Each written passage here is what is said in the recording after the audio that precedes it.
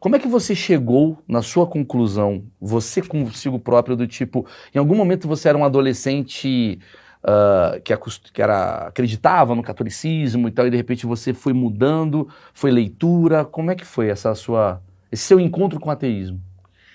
Olha, é assim, eu cresci num ambiente secularizado, como se fala, quer dizer, secularizado, ao pé da letra significa numa família em que se vivia no tempo histórico, tecnicamente falando, assim. Não era uma família religiosa. Então, portanto, apesar de que eu estudei escola antes da universidade, a vida inteira no colégio jesuíta, é assim, sensacional. Os jesuítas pelo menos eram muito bons em educação, né? Mas eu tenho uma lembrança, quando eu aprendi a ler, o meu pai me deu 2 livros, digamos assim, para ler. Ele era um médico, aqueles médicos humanistas, sabe? Não só técnico, como é a medicina hoje em dia, principalmente. Certo. E um livro era a Bíblia, e o outro um livro sobre átomo. Ou seja, ciência e Bíblia. Ao mesmo tempo. Escolhe. Então, eu li os 2. Era uma pílula vermelha e uma pílula... É tipo assim, mas assim... então, eu não cresci é um ambiente não religioso, mas é um anticlerical, como se fala, né? Não um ambiente contra a religião. Simplesmente um ambiente em que não havia um discurso da fé, uma coisa de você ir para templo religioso, entende? Não, um ambiente questionador. Sim. Então, é como se fala em filosofia da religião. Foi um ateísmo meio orgânico, como se diz.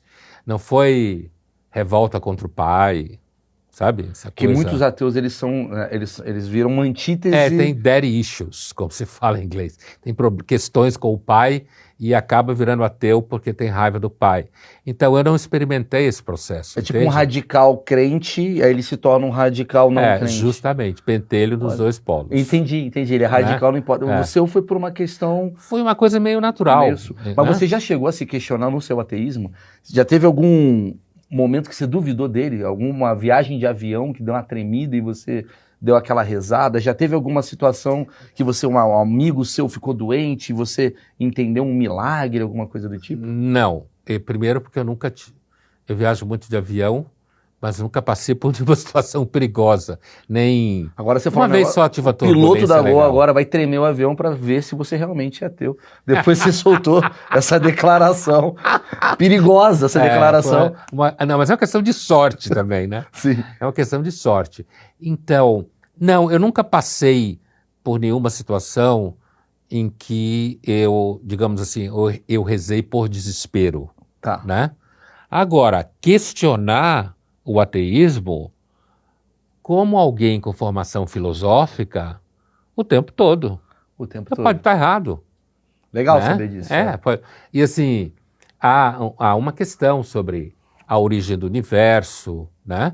Ao mesmo tempo, existem formas distintas de religião que não é exatamente só o que a gente está acostumado aqui no Brasil ou no Ocidente como um todo, que é o que a gente chama de tradição judaico-cristã. Sim. Né? Da onde vem Jesus judeu, que depois morre, seus apóstolos judeus começam a pregar para não-judeus gregos e romanos, e daí nasce o cristianismo tal como a gente conhece. Existe budismo, existe politeísmos do tipo candomblé, né? Há quem pense, por exemplo, em estudos de pré-história da religião, que a gente começou primeiro a cultuar espíritos malignos, porque havia a condição que se vivia um mundo perigoso, hostil. Então, talvez quem mandasse aqui era gente ruim, entendeu? Há religiões, hoje extintas basicamente, mas inclusive correntes no começo do cristianismo, que acreditava que quem criou o mundo foi um Deus mau.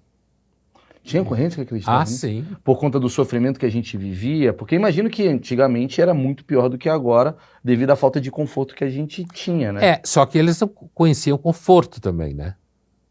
Ok. A gente hoje, assim, por exemplo... A gente sabe o que tem para saber o que falta, exatamente. Né? Quando chovia, no começo do século XIX, Não faltava luz. Porque não tinha luz. Não tinha luz. Então, Putz. hoje quando chove, falta luz. Agora que a gente depende de Wi-Fi o tempo todo, internet, não sei o quê, então não é só a luz que falta. Sim. Falta, inclusive, a internet. A gente virou o cara que reclama no avião do tipo, porra, o meu Wi-Fi não tá funcionando, sendo que não tinha nem Wi-Fi nem um avião. Exatamente, exatamente isso. Exato. Né? Então, assim, portanto, hoje, é claro que hoje nós temos um conforto muito maior do que se tinha há 1000 anos atrás, há 500 anos atrás. Basta pensar que até ontem o número de partos que levavam à morte a mãe e a criança, ou um dos dois, era enorme. Sim. Né? O número de crianças que morriam na primeira infância era enorme. Entende? Então, a humanidade vive no conforto e no luxo, começou ontem essa experiência. Mas, segundo o Trump, talvez, dependendo do que vai acontecer aí no futuro, mas assim, você acha que o excesso, então, nos transforma em mais tristes? O excesso do que tem hoje de conforto, o excesso de conhecimento, o excesso de celular, o excesso de informação, na verdade, isso é o nosso grande mal atual? Porque antigamente, que você falou, né? A gente achava que o mundo ele era dominado por forças ocultas que são más, mas ao mesmo tempo você tinha menos noção do que você estava perdendo. Porque você estava perdendo menos, porque você não tinha muita nada. coisa para perder em termos de técnica, né? Tecnologia. Então o mal não conforto. dominaria hoje, é isso que eu quis dizer, entendeu? O mal não dominaria hoje? Então, olha, hoje não existe religião conhecida que entenda que o mundo foi criado por um Deus mau, né? Não existe assim no espectro sociológico, né? Inclusive porque é muito provável que à medida que o ser humano foi desenvolvendo mais potência científica, tecnológica, ele começou a acreditar mais nele, né? Basta observar como o otimismo é muito fácil quando você é rico. Porque a sua vida, sim, inclusive, olhar para o horizonte, para o futuro, né? Porque você vê que você é capaz. Você não depende de fatores externos. É você com você. Você está no time dos que controlam os fatores externos a maior parte do tempo. Afora morte, sim, que é democrática, sim, né? Em grande medida nesse sentido metafórico. Então, assim, me parece que o surgimento da técnica ao longo do tempo, apesar de que ela é um ganho enorme, a gente sempre foi meio ambivalente em relação a ela. Porque a primeira reflexão conhecida do Mediterrâneo Oriental para cá, conhecido grosso modo como Ocidente geográfico, é cerca de 2.500 anos atrás, uma peça chamada Prometeu Acorrentado, do autor chamado Ésquilo, que lá no século XIX, uma autora, filha de filósofo, chamada Mary Shelley, escreveu Frankenstein ou Prometeu moderno, certo? Prometeu é um titã grego que, no mito grego, teria nos ensinado a arte de fazer fogo. Zeus o castiga, o fogo significava, na reflexão grega de 2.500 anos atrás, a técnica. Então, a gente poderia ou não saber fazer fogo.